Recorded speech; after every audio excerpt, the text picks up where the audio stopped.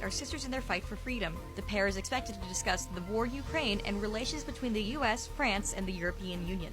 And the man who killed Gone Girl actress Lisa Bain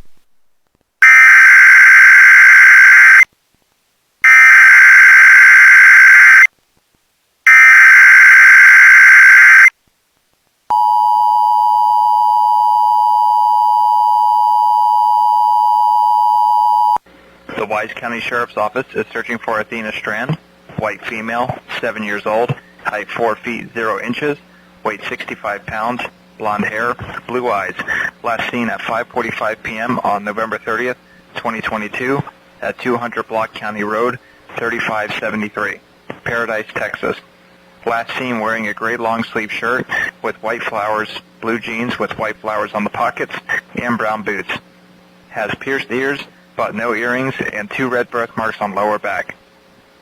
Law enforcement officials believe this child to be in grave or immediate danger.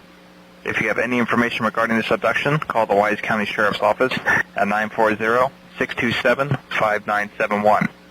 News media point of contact is Wise County Sheriff's Office at 940-627-5971.